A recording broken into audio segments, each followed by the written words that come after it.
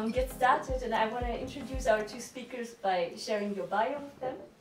First, we have Milena here, Milena NIKOLOVA. She's a venture capitalist focused on climate change. And Milena is a sustainability-focused venture capital investor with a background in investment banking.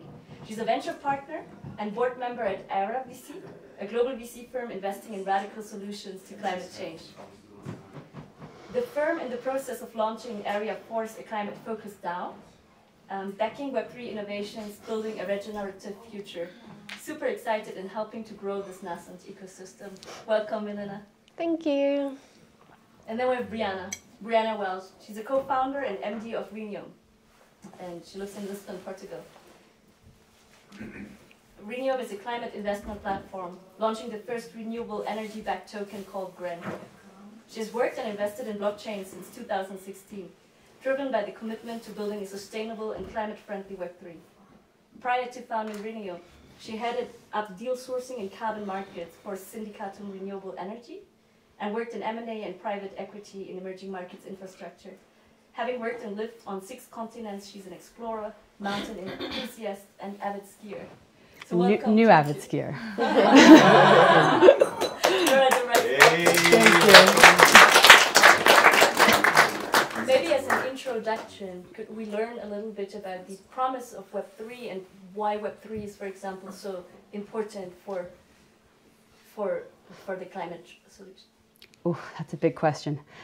I would maybe want to start with kind of backing up and getting the audience's engagement a little bit on what your perspectives are on Web3 relating to climate. There's a lot of attention, I think, right now on how Web3 can utilize or can be utilized to stimulate the kind of transition to renewable energy or to support the climate, but also there's a lot of reputational attention, I think, on its potential energy footprint. So maybe just to get an idea of what everyone's thinking, if it's okay, to start with asking, what do you guys think about when you think Web3 and climate?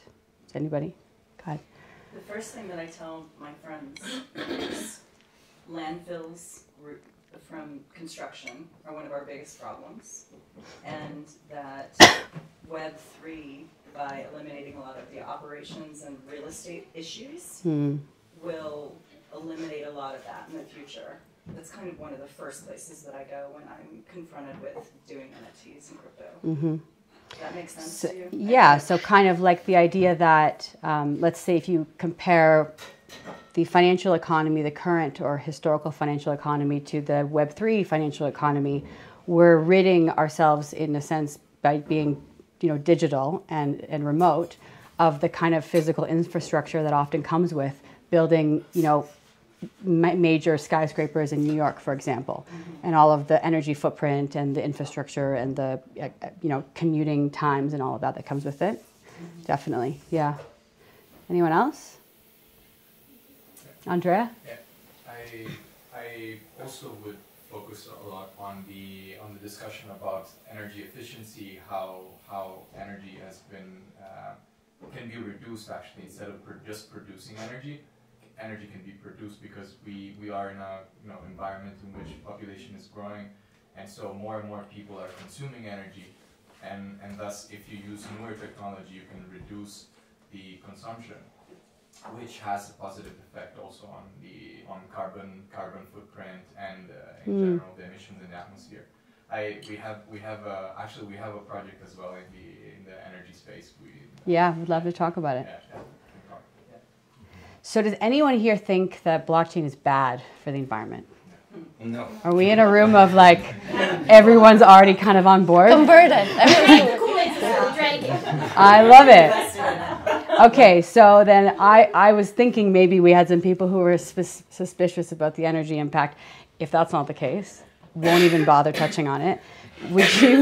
You would like to have, yeah? Yeah, no, actually I'm totally amazed by the idea, because for me crypto is the answer for basically every question and for every problem. So, okay, that's where we are. It is like it is. I will tell you a very short story, because when I came to climate crisis, I thought there has to be a solution in crypto.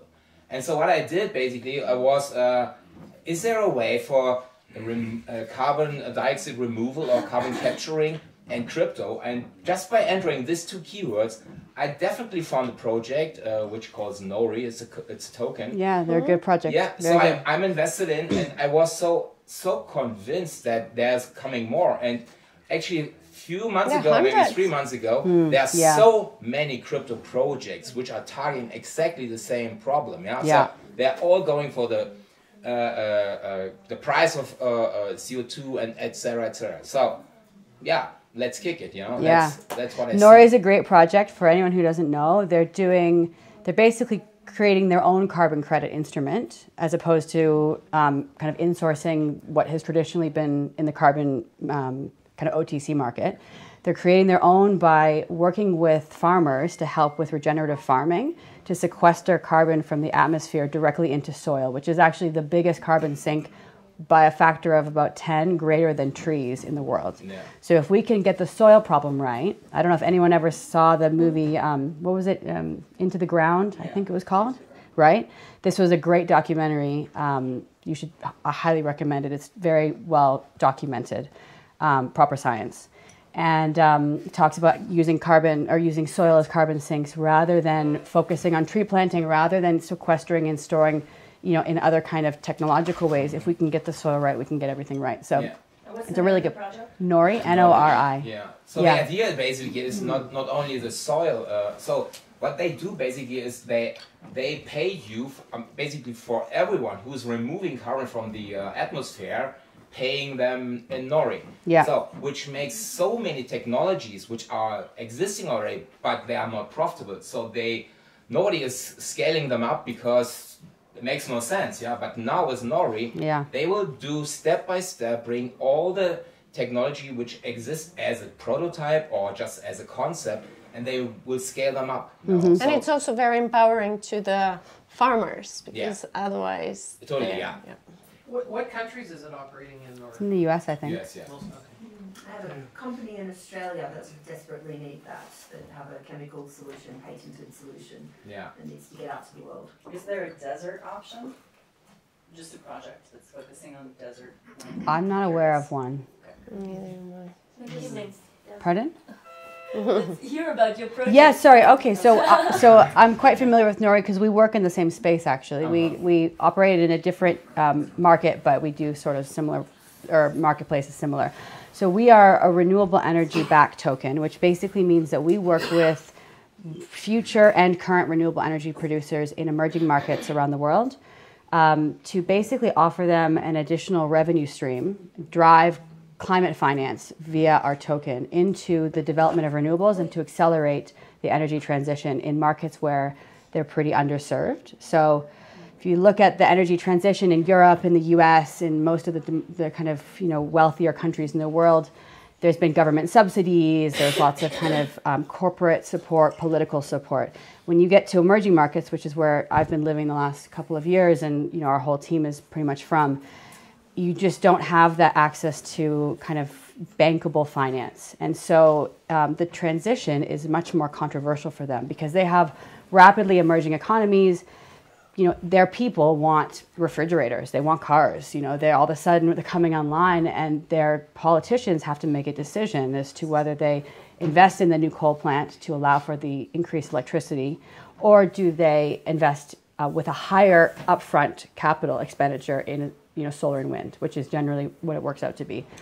Even though amortized over a 30-year life cycle of a solar farm is cheaper in some cases, upfront costs are actually more expensive, particularly in emerging markets. So they make a trade-off. It's a really tough trade-off for them to sit there and think, do we care about long-term climate change in a place like the Philippines where their islands are super vulnerable to climate change, so they actually experience it first, but yet they have this, you know, really complicated kind of opportunity cost to manage. So we work in those markets specifically for those reasons. We basically use our token to drive revenues and to drive finance into those markets by selling the renewable energy backed token on exchanges that can then be redeemed by buyers who will be any of you guys, perhaps people who care about the climate, care about energy, corporate companies with sustainability targets, industry, Bitcoin miners, anybody who's, not yet really green, which is actually everybody pretty much, could purchase them. They redeem these fungible tokens for NFTs, which are, we call them the Ice Bears. It's a kind of a membership community of sustainability-minded people who can use these as profile pictures to signal that they're kind of verified green. And the traceability is entirely on-chain, so you can actually, the metadata of each project, each unique solar farm, wind farm around the world that you're sponsoring is stored in the NFT, and you can trace it back and see exactly, kind of where it's been, where the money's going, all that kind of stuff. So that's how we use our marketplace to sort of facilitate the energy transition, and kind of all of you guys would be able to help. What's it called again? It's called Reneum. And can you spell it? R-E-N-E-U-M. EU. E-U-M. No one ever gets it. We maybe change the name. And you, Milena, coming from the traditional VC world, do you want to share a little bit about the trends that you've been seeing over the recent years and how the future looks actually from your perspective? Yeah, I do come from traditional finance, and I'm so glad that this is a very cozy setting, because I have the feeling I'll have so much to learn from you guys as well about the blockchain world that we are only now entering. So Aera VC, we are investing climate tech, and we truly believe that investing in climate solutions, radical climate solutions that are very scalable globally, will be the biggest investment opportunity for the next decade. And it's like a tsunami of talent, funding, government attention going into that area, which is fantastic, because altogether we can do, we can solve some of these problems and hopefully build a bright future for our children. So we are optimists, and we are optimists that we can find the solutions, because we're seeing great solutions. We've invested, it's funny, but you look at me, I get super excited about carbon negative concrete. But concrete, you mentioned, is one of the biggest pollutants globally, contributing to 8% of global pollutions. We are finding now startups that can make carbon negative concrete. How awesome would it be that we can build buildings that absorb carbon rather than emit it? We also have a lot of food tech in there, lab-grown meats, plant-based alternative proteins, wonderful solutions which do not necessarily fall into a blockchain, crypto world. So I think traditional VCs will still remain. But what we are seeing is that as industry, we as humans are more and more focused on climate solutions. What is really difficult is measuring carbon footprint, traceability, and that is so well suited for Web3. And we're seeing a lot more happening in the space that we would like to invest in, and we would like to back and support. So that is why we are launching Aera Force DAO, which is quite, when you think about investment DAOs, and if anyone is expert in this, I would love to chat to you afterwards about it. It's a very, very new thing. Traditional VCs have an investment team, an investment management company that makes all the investment decisions. They're compensated with carry and fees for their work and the returns they produce for investors. A DAO aims to mobilize the wisdom of the community. And what we want to do with the Aera Force DAO is really bring together a community of experts, scientists, philanthropists, as well as dedicated investors that are very interested in the space, with everyone chipping in their know-how and expertise to make wiser investments decisions in this super dynamic space. It's moving so fast that we as an investment team, even though we're very global, we're very diverse, we are well connected, we don't feel we can do it all on our own. So harnessing the power of the community, I think, would be super, super important. A lot of things we haven't worked out yet. We started thinking about what tokenomics could look like, but we haven't yet fully worked it out. So we are starting to see opportunities in the space. A lot more projects are coming out, which is exciting. And I think this year it's going to be a boom in climate solutions.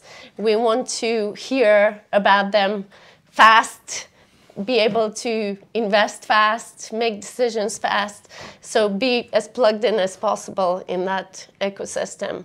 So I'll stop here, and I would love to hear if here there is someone who's already done a climate DAO or an investment DAO of some sort. I've received investment from like 7 investment DAOs. So okay. I'm not in them, but I know how they work. Okay. That would be very interesting to hear as well. Yes, please. So, I also syndicate capital to deals. We run a platform called Goldfinger. So okay. We're always looking for new projects that are about to launch, especially with positive impact to the world. So I can kind of discuss with you how we utilize the community to be able to raise these funds, seeing what projects to invest in, and how we do that due diligence. Fantastic. My friend, about the investment DAO, so literally, like my friends are part of Lobster DAO, which is like pretty famous and pretty good, and pretty Metacartel. So it's like they're both actually pretty old, like and pretty famous investment DAOs, and they have a long experience with dealing with the stuff because they also faced. I talked with them and I so invested with them because they also faced a lot of like some issues like which project to choose, how to choose, like why of the like there are some internal like how to make a proper, for example, voting and like a lot of such things. So we'd be glad to connect with them that they will share their experience. Yes. Because like for example, with Lobsters there is like a lot of Cornelia, for example, is like one of the founders of Lobster, so they're one of the oldest I think currently. Yeah. So we'd be glad to connect you. Thank you. Yeah, no problem. Would very much welcome that. Just I don't know anything about the DAOs or about the Web 4 or whatever all these fancy things. We haven't gotten to Web 4 yet. Oh, you're ahead of us. I hope to learn about that. I was here to share an observation. I thought it was wonderful that we started with this discussion about carbon and agriculture, actually, because that's actually my focus. And I've seen a lot of positive changes. It gives rise for optimism in that space because indeed, as you pointed out, I mean, recently the first farmers have actually been paid for regenerative farming for actually sequestering carbon. And that was a massive challenge because to be able to do that, you got to quantify. Yeah, you know, measurement's so hard. Capture. There's so many variables. Mm. You know, measuring, difference from region to region, a difference on crops, a difference on what kind of regenerative techniques you're using, etc. But I do think it's worth focusing on because that's a major trigger, and we come from a really dirty legacy, in agriculture, which has led to the big industrial food system that we have, and that feeds into the pharmaceutical system. That's a whole other discussion, but I would love to talk about this with you. I will get into this with you. But it's super challenging. It's super impactful. I just think it's very challenging. And from what I see, there is a bit of a race now, in this carbon market to come up with the methodology, that's going to be the reference methodology, that farmers can get paid for that, and then move the needle in a big way. That all farmers will start, going to regenerative practices. But there's a lot of resistance, because the big fertilizer companies, the Monsantos, the Syngentas, ChemChina, etc. Yeah, they're actually not really on board. So well, they're being disrupted, right? So it's very challenging, but there's a lot happening, and just an observation. And I think there's a lot of components to what you just said that I think are really worth touching on. In terms of the measurement side of carbon, there will be a de facto measurement unit, I think, this year that will come out. There's a couple of kind of syndicate organizations working on that. And when that accounting kind of gets cemented, it will be a lot easier to accelerate the process. Right now, the problem is there's a lot of competitors in the space, all claiming to be doing the same thing, but different and better. And no one really knows who to speak to and who to trust. Indigo is the main reference, but NOR, I'd like to learn more about that. Yeah, there's... Indigo is definitely the... Yeah. $5 billion. They're going to go to the market next year, probably. Yeah. Sorry, go ahead. I was just going to say that within Aera, we talk a lot about regenerative economics or finance overall, because when you think about traditional economics, it never factored in the resources, the full scope of resources that are used for producing something or providing a service, whether it's the energy used, where the energy comes from, the earth, the environmental impact. And over time, that would be factored in a lot of those, in how we view an item of consumption. Measuring it and validating it will be key, right? So to get to those regenerative finance metrics, we will need a lot of, as you mentioned, a lot of statistics, or how do we get to it exactly? Biodiversity needs to be factored in as well. I think that's biodiversity, absolutely. That's not really, yeah, there hasn't historically been a framework to price in kind of the entire ESG and broader biodiversity ecosystem into kind of long-term, P&Ls, basically, right? Ultimately, that's what it is.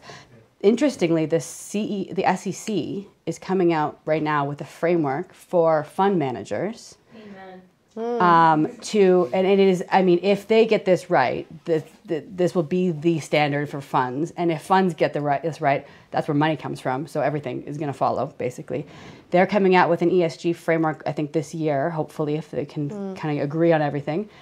And they'll implement that, and that will be a legal, compliant requirement for any fund manager to claim an ESG label on their fund. And right now, there are no regulations around ESG funds. Anyone can be an ESG fund if they put ESG on their website. It's nonsense. And you price it out so that your actual instruments are charging a premium for whatever instrument you have, because it's ESG, and ultimately it's pocketed mostly. So there's going to be real regulation around this very soon. And this is a different instrument, obviously different market altogether from Web3, but that's going to drive a lot of change, I think. So when we get that right, the money, because ultimately that's why you see the pressure for banks who are investing mostly in their portfolios of their debt or their credit, whatever, their portfolios into fossil fuels, into disruptive ecosystem type industries. If they pull the money out, where do these guys, how do they operate, right? So you've got to kind of follow the cash a little bit. And so I think this is going to be a big change. One question, actually, before you mentioned a really important thing, because I was also living in some emerging countries like in Asia and so on. I have a lot of friends in the Philippines. And you mentioned a really important thing that in emerging markets, they see how the first world live, and they say, okay, we also we want iPhone, and we want Apple Watch, we want to go to TikTok and buy other stuff. So, and you totally actually the first time I hear that it's a really problem, because they want, and for example, I was living in India. My first business was in India, and it's a big problem. I've seen the level of pollution there. You go to Delhi, and you're oh, it's not fog. It's really crazy. But the problem is, if you try to communicate with them about this, they're hey, bro, you're from the screw world. You. You can't understand us. But without communicating with this huge population, what is it, how do you see the solution? How to communicate with them that it will affect them, and how to... Well, I don't think that's... Money speaks very often. I think that's what she's... I was going to say that it's the rich country's fault that we're in this position. It's not India's fault. It's definitely not Philippines. It's definitely not Africa that we have climate change. Climate change is arguable. Obviously, there are cycles of the climate, and the planet's going through its own systems independently of what we do. But we have degraded our ecosystems irrefutably. The marine ecosystems, we've done that. The pollution is our fault.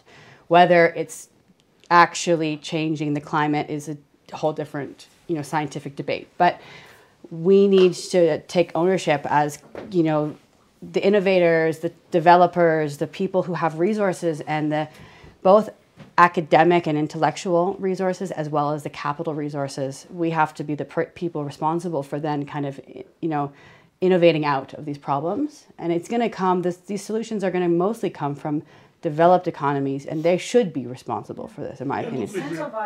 I mean, and from other countries, instead of like punishing them, like because we don't want them to pollute, so start creating like arrears for them to sometimes feed their families, and we really don't understand anything about what's happening. Yeah, I mean, listen, if when we incentivize, it's completely different, right? We are creating an economy. Economy.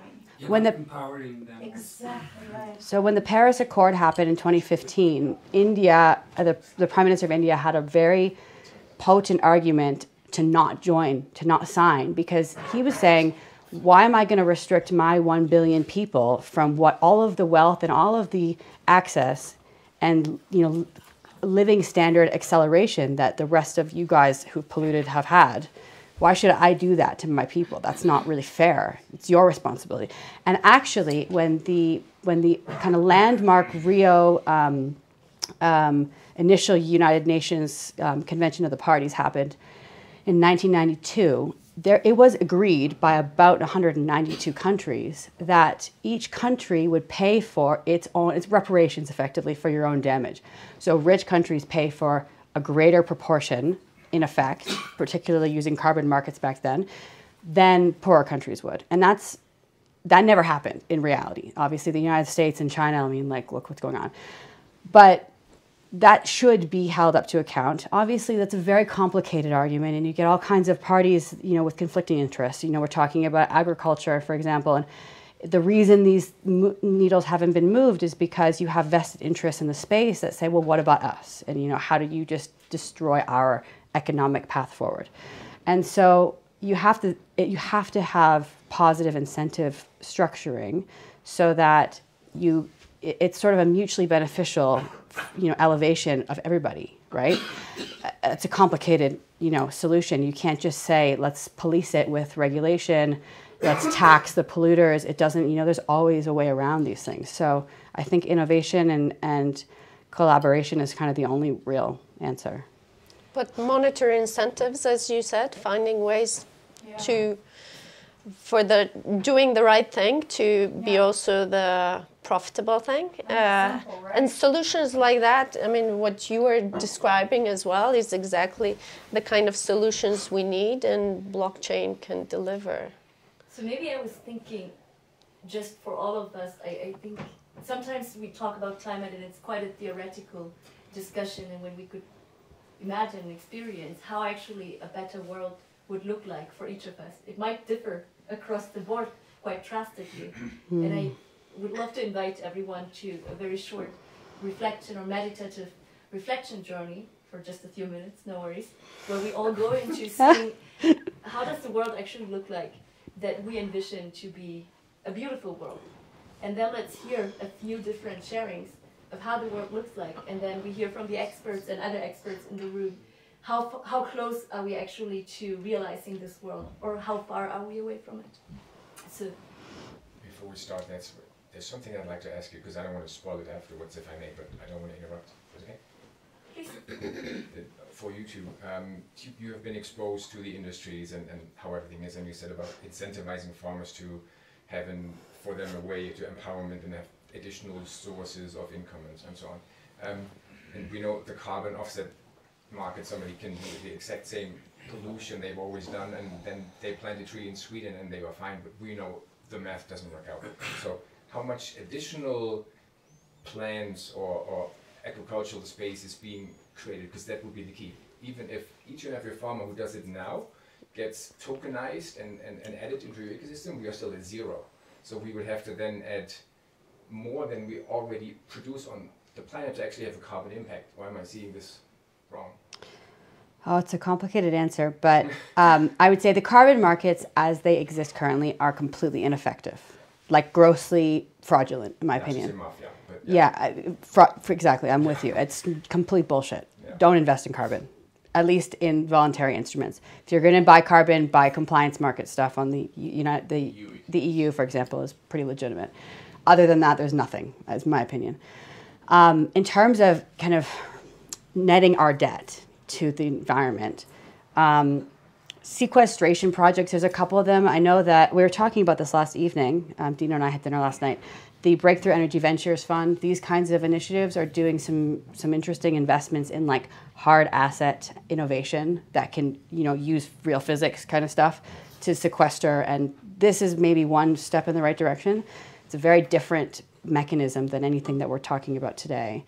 In terms of these incentive structures for farmers, I personally believe, and this, I don't want to jump ahead to your question, but my personal view is that we need to live in symbiosis with nature. And the best way that we can do that is to economically incentivize, in alignment with communities, kind of this regeneration, the return to kind of cohabituating with nature and with animals and with each other, rather than removing ourselves from nature and the world and digitizing and sort of let's go and explore planet Mars kind of thing. My personal view is let's go back to our roots. And that's, there's a lot of, again, vested interest. It's really complicated, but I think we need to find solutions that we can use as proof of concept that are proven both from a principle perspective and an economic. You can't just say, do good because that's what you should do. That doesn't work. But if you were asking for real examples that have big positive impact, I'll give you some examples of things that we've invested in. For instance, in industry, there's big pressure for industry to decarbonize. But there's also great innovation that's going to help them get there. For instance, one of the companies we've invested in is called Sologen, and it makes industrial chemicals out of plant waste and not petrochemicals. I mean, in 4 years, this has become a $2 billion company, and it's grown so fast because industry needs their solution. So adoption can then be so much faster than it was 10 years ago. Concrete that I mentioned, that's a big pollutant. We've invested in a direct air capture company. So if you imagine it's devices that capture carbon dioxide directly from air. These devices, I can imagine how they can be on blockchain and can be some kind of a consumer solution. It's like you are incentivized to have a device at home that captures carbon dioxide, then you get tokens for it. I don't know, I'm imagining here. Yeah. Sorry? You're actually mining. Yeah. So, so there, from industry to consumer solutions, but consumer I mean also like how we produce textile, how we do, how we produce many of our daily goods. Plastic. We've seen companies that can use enzymes to completely dissolve plastic within several weeks to a soup-like thing that can be used in compost. Now, it's still not fully commercialized, so it's still in testing scientific phase, but these innovations are there. So there is a reason to be optimistic. It's just we need to enable funding towards projects like this, so there needs to be many more Aera VCs out there. And there are many more coming. It's happening. There are many climate-focused VCs popping up every year, and it's also returns are fantastic. So investors are happy to back those VCs. And what we're talking about here are what are the solutions that can be on blockchain. Within this innovation, there is a lot of. We invest in deep tech in the main fund, which is. Deep tech is very scientific-based innovations. In the DAO, it's likely to be a lot more things that relate to measuring, tracing, verifying, enabling that whole regenerative economy to work. Does that answer your question? Does that give you some examples? We all have the hope, but I think the network of everybody in that room could probably solve a long way of that issue.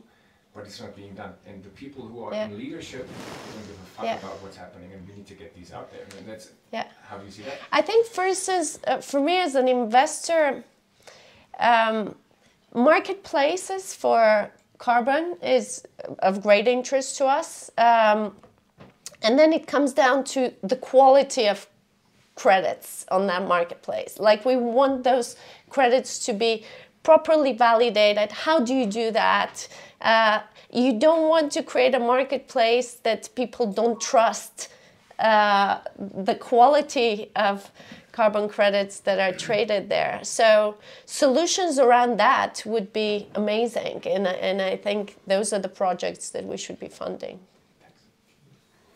Andrea? Something. Sorry. Thank you for sharing your perspective on this. It's really important. First, from the institutional side, we actually had we can have a conversation about that. But we went from institutions, all type of money, getting into crypto, and now we're involved. Actually, one of our projects evolving in a DAO. So that's one process that we've really thought about. But what I wanted to share is having an impact as I think David, his name is David. It was impact on the carbon market. Marketplaces are great, tracing carbon, moving carbon around, great. Recapturing is also pretty important because that carbon sequestration is great, but you're still emitting the same in the atmosphere. You're still inputting the same amount of carbon, right? So you're sequestering, but you still you need both, You need to do both. But there is the reason why at the beginning I was talking about energy efficiency is because for every person that is consuming energy, someone out there is producing that energy, is transforming energy, right? So it might be coming from fossil fuel, it might be coming from renewables, it might be coming from, nuclear, but someone is still producing that. That production has a carbon footprint. So if you reduce energy consumption by, I don't know, before we were using light bulbs, right? So we have the incandescent light bulbs, which were 100 watts per hour in consumption. Now we have LEDs, which are 10 watts per hour. You do exactly the same job, which is light up the room, but you're just changing the amount of consumption, the energy that you're consuming per hour, right? So that change, we can incentivize people to not change their habits because they don't have to change their habit. They can switch on the lights, but they have a different technology, which is called LED. Make the better choice, which is actually reducing the energy footprint, and by reducing the energy footprint, you're also reducing the carbon footprint as a consequence. So we have this project called Aera Force. We had the pleasure of starting this with. You're with that's a great project. Yeah. So, very cool. We started with Apple co-founder Steve Wozniak. It's pretty cool. But that's that thing in which carbon can be a focus. Right now, the market for carbon is problematic. Like it is a mafia in a sense, but it's all of that can be tackled in a different way by looking at the energy side of things. So I think also that's a really important thing that people need to also think about, which saving energy is actually making a good impact on the planet, and as well as profitable, greatly profitable, because investors can get between 18 and 25% per annum on their money. Any investment fund would invest in something like this with very, very low risk, actually. So there are other solutions. No, if we could get to a world where you go to the shop and as you're buying your clothing, you can see on the tag not just the price, but the carbon footprint of that item, and that becomes a factor in your decision making for purchases. It's like you start shying away from certain brands, you prefer others. It will become easy. It's just making it super easy for the consumer or the decision maker, allowing them to make that decision quickly and easily. That's what we need to offer them, and then it's going to be aim for a similar price. That also informs their decision. Sometimes people cannot pay for. But I think as you start to price in the externalities of ESG related consequences, I'll say broadly ESG, because social stuff and climate and everything. And you then compare prices from kind of organic, sustainably farmed, you know, whatever, insert whatever, compared to the conventional, you know, plastic community. You know, the commerce actually will end up netting out in favor of the sustainable products. It's just that we haven't, those companies, if you look at the P&G, the Unilevers of the world, they've never been forced to price in those externalities. Now, I believe by the end of this year, they're going to have to. Yeah. And all of a sudden, they're not going to pass on those costs to their customers because their whole game is low cost. But that's why carbon credits, I know it doesn't work well now, but it is such a big part of the solution, right? Because it is the cost that needs to be applied. The cap and trade system in the US was hugely effective in the 90s and the early 2000s, and set kind of the barometer for what exists now in the carbon market. It just wasn't enforced the right way.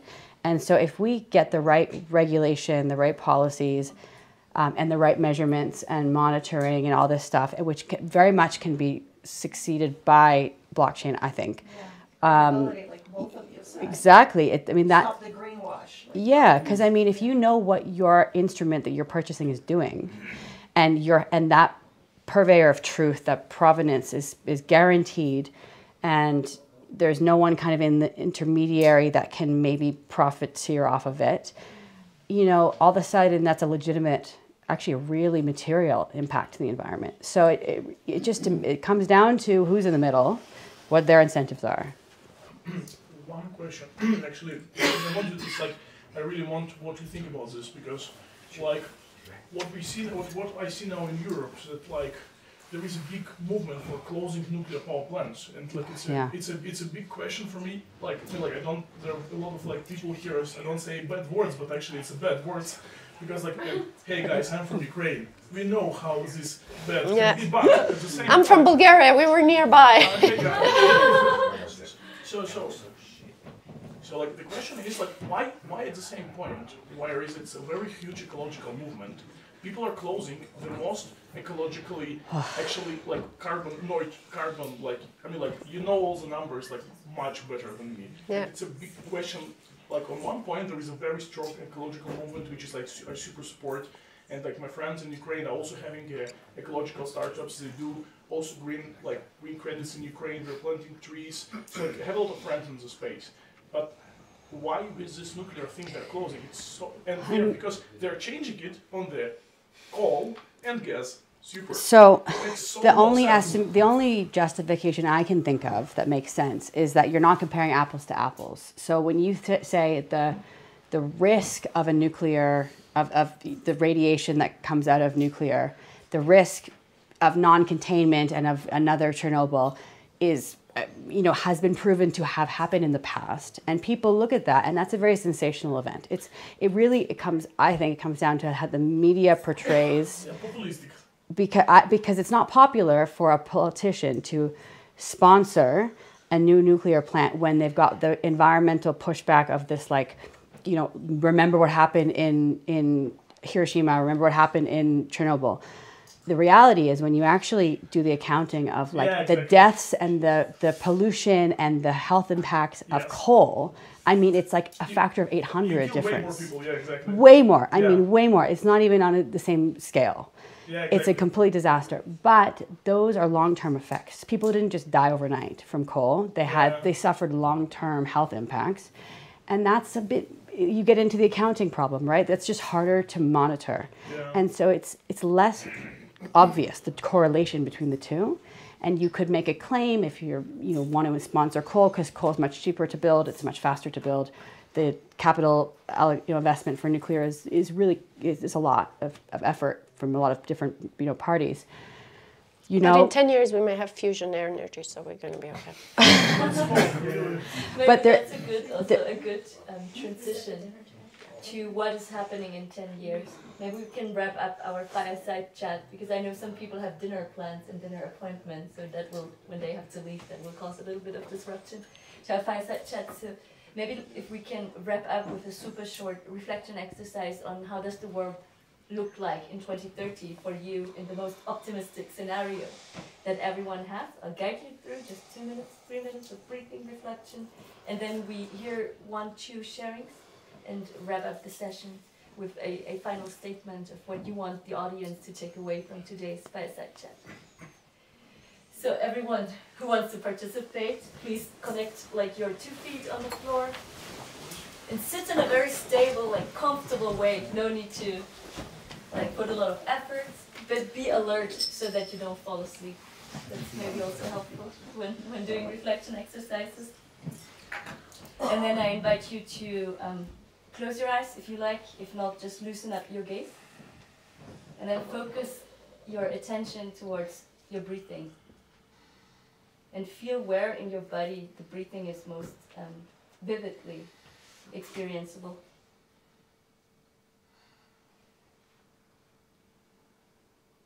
Like deep breath in and long breath out. You feel your 2 feet connected to the floor. You feel relaxation in your body and you're sitting and breathing like a majestic mountain. And then we go on a time travel. We go into the year 2030. You wake up in the morning in the most beautiful place you can imagine. And it's the place where you live. And you open your eyes and you walk around. And you just look around. Are you inside or are you outside?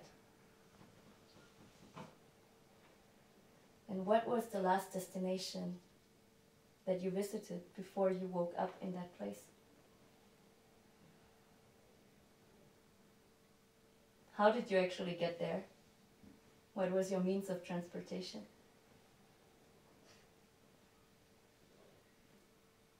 And then you look around.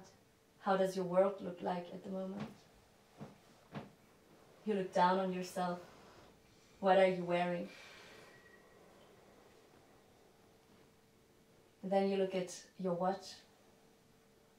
And you see all the different buttons that your watch is showing. What is it actually measuring? And then you think about your day ahead. Like, what is your job? What are you actually doing today? Whom are you meeting? What are the topics that you're discussing with your colleagues or other social environment?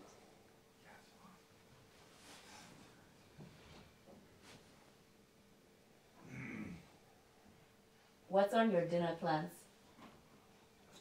Where are you going for dinner? In case you need to go to the grocery store.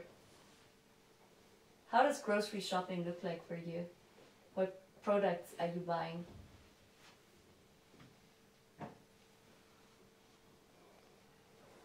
Where do you buy it from? How has that changed over the past 10 years compared to 2021? If anything changed. What were the biggest changes that you experienced in your daily lives, in your way of traveling, in your way of eating, preparing food, in your way of working?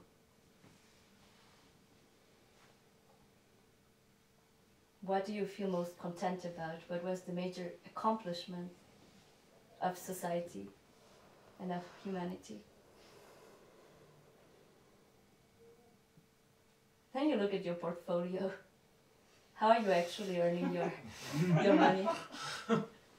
What are the major revenue drivers for yourself, for your beloved ones? Where are you generating returns? In which way? Just sense into the experience.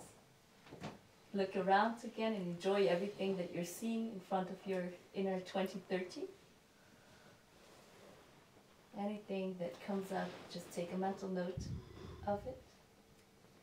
Now you take a deep breath in and a long breath out again. Can you travel back to 2021 to our fireside chat? 22. Back to the future. No, question is if anybody feels like something popped up that they just want to share, one or two spaces, and then I think we can get your final statements and wrap up our fireside chat. Well, I was troubled by your waking up and are you inside or outside? I was like, why does it have to be inside and outside? Why don't we just in? So that's kind of where I felt. I didn't feel inside or outside. I felt a part of wherever it was. I do hope that 2030 will be a place where we'll still be meeting like this often, rather than only in a metaverse. Is that a controversial statement in a group like this? Yeah.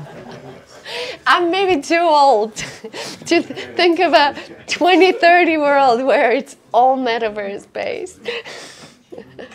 Definitely, I felt my feet in the ground, in the grass. It's like a symbiosis with nature that she was talking about. But it's accessible, you know, to everybody, and you have time. Portfolio that you make money, this is a worry of today, not a worry of 2030. Maybe everybody, there's plenty, and it's easier. Maybe because I'm here with my family and my 3 kids, so I was imagining me and my 3 kids still being in St.Moritz, but in a bigger car because they are boyfriends or girlfriend of my kid. And the topics of conversations we are talking about are very much, they are teaching me about the great innovations they're hearing about to build a beautiful, healthy planet. That's what I was imagining, and that was making me so happy. But it was still a beautiful world, still similar to this one that we're in now. I'm hopeful that people will move into a dynamic where we all relate to each other differently. I think we've gone through, I personally believe that we're at the end of a very material age in our history. So true. And I think that people need to remember that we're integral beings. You know, we have souls, we have emotions, we have a heart. And if we can find a way to relate to each other that way and apply that to business and be collaborative and not always in this competitive, you know. And that's my optimism. I don't know if that's going to happen in 2030, but we're moving in that direction quite. So true. Yeah, that's a good segue to what I was thinking. Was I feel very much like we are entering a world of abundance where materialism and money and our basic needs and everything are potentially going to be kind of basic. We're all going to have that kind of satisfied in the next decade.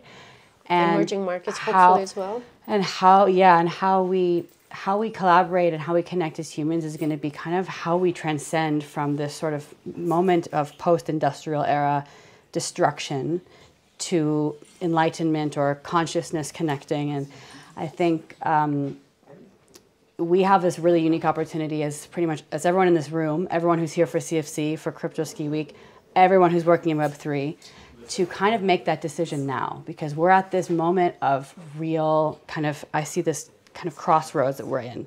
And we can choose to use this budding technology for the betterment of humanity and transformation and inclusion and connection, or we can continue down this sort of capitalist, sort of unfettered, sort of, you know, competition mode, which I think will be our ultimate societal demise, personally. So I think we are in this really important intersection at the moment, and we have to choose to build these technologies, unlike what happened in Web 2, where you had the Facebooks of the world, and I don't villainize Facebook necessarily, but what happened with Facebook is engineers wrote code to optimize for a certain objective, which was primarily utility.